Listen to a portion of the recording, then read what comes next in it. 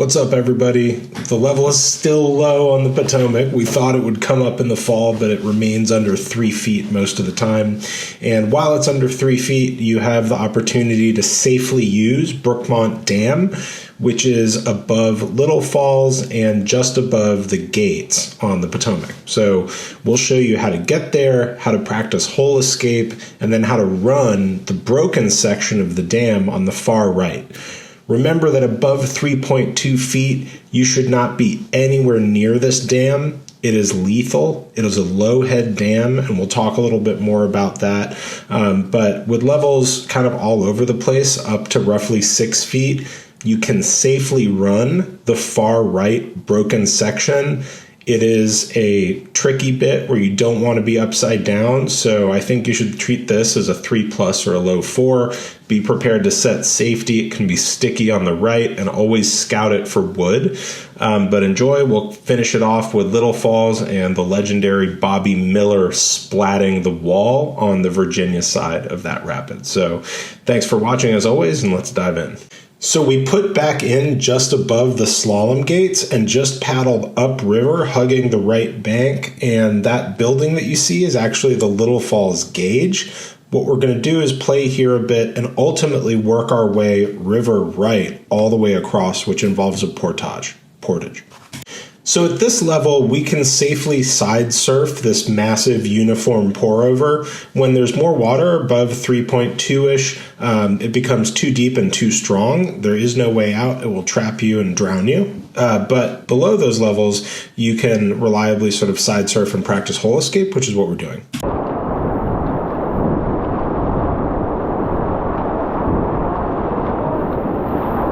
When you're looking for a way out of a hole that you're trapped in, what you're looking for is river water flowing downstream.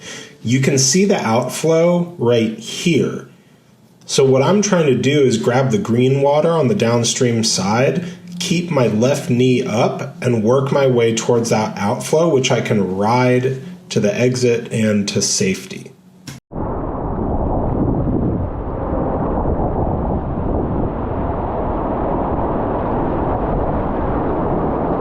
All right, the basic anatomy of what's happening here is that you have the water rushing downstream, the pour over.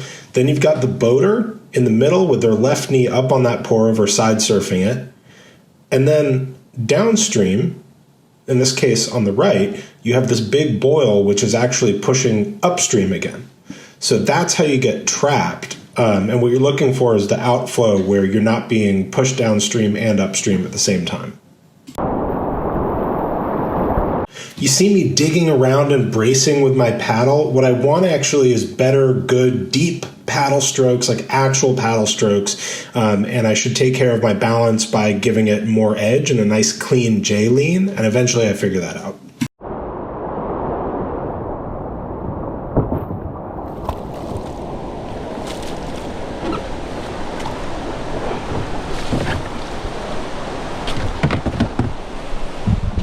So if you go far enough river right when you are by the sort of pump station where we just were, you'll run into land. So you just need to walk across that land, portage it, and then put back in on the other side.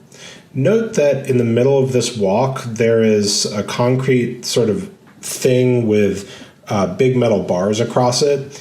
We've seen people like slip through those bars and get their leg cut, stuck, whatever. This is one of the more hazardous walks. As usual around the Potomac, this can be more dangerous than the actual kayaking. So maintain your balance, be super careful, and you can watch where I put my feet. Those are really the best place or the safest place to walk. And so what we're going to do is just put in on the other side and then get all the way over river right. That's where the broken part of the dam is. It's possible to scout on either side. We'll let Bobby Miller tell us more about it, legendary team dagger paddling paddler. And remember, he's got the long slice, this weird boat he's in. You can tell him by the hockey jersey and the big, long, squashed boat. That's a Dagger Vanguard, something like a 12-foot boat, I believe, which he ran over with a truck after heating it up to make it into what we affectionately refer to as the long slice. Since it's Halloween, let's talk about something frickin' really scary, and that's low-head dams. You can see these big uniform pour-overs with big uniform foam piles and a lot of current going back upstream.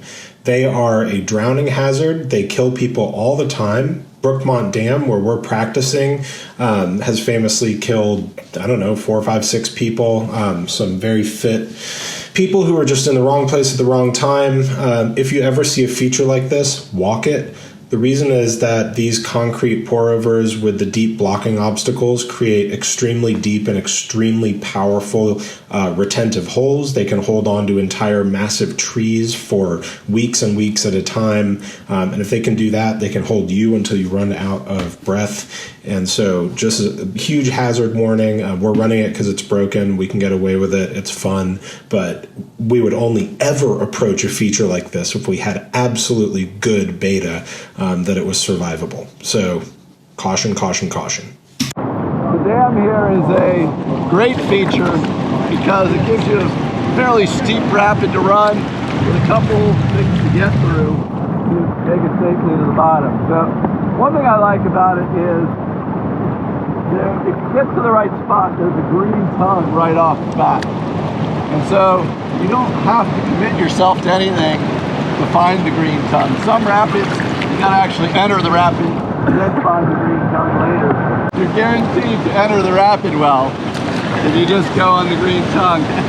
Through the green tongue, the green tongue feeds into a braking wave, so you want to aggressively attack the braking wave. I like to try to lift my bow and get it over the top. That's him telling us we can go. Okay. And then after you pass the first braking wave, it goes down a slope and into a second braking wave. And all this is good for a couple things. Aggressive paddling, keeping your boat straight. As long as you're going straight and paddling aggressively, you're going to make it through these features. Anywhere? In the middle of the group. The braking tongue is this mushroom.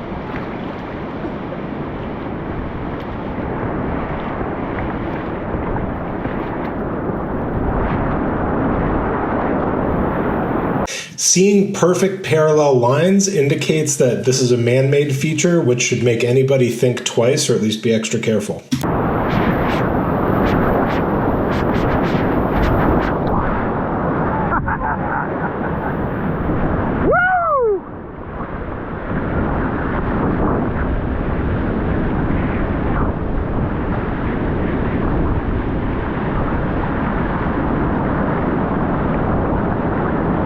Let's go, Adam!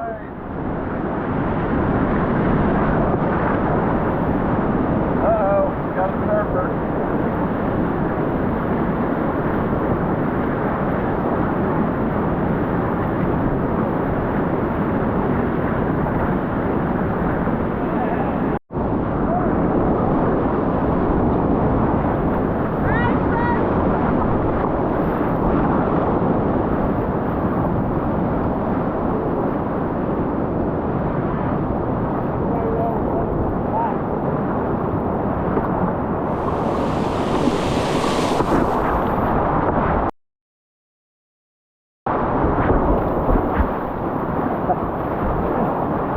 So this is really just another way to get to Little Falls. We are now all the way river right. If we had exited at Z Channel like we usually do, we would have paddled over to this location. And basically it's just little riffles down until the introductory rapid above Stern Squirt Eddy on river right of the Bone Zone. And we're going to run Little Falls.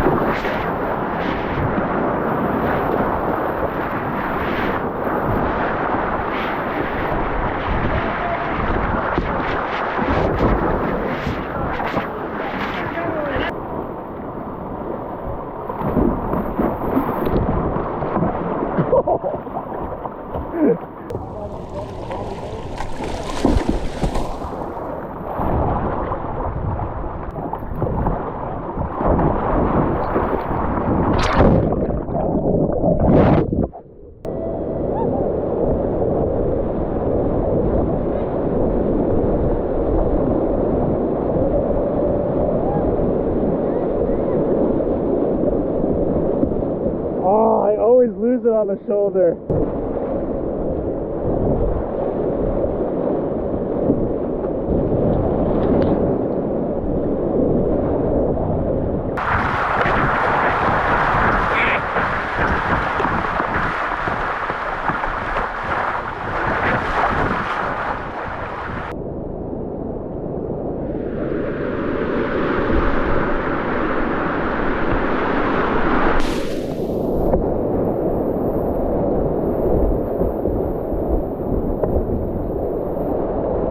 Bumpy. Yeah, nice.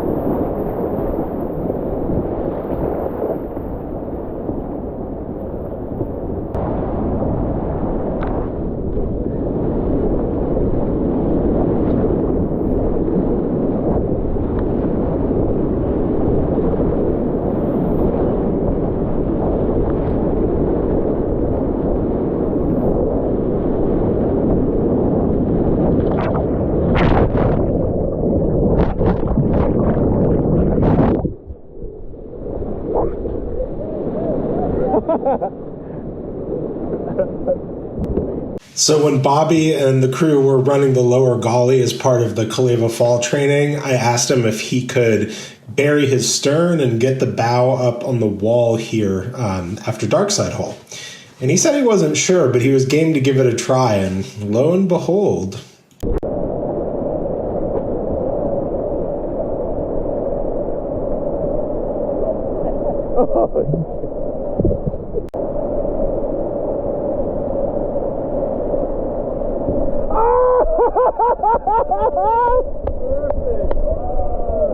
Let's go, Bobby.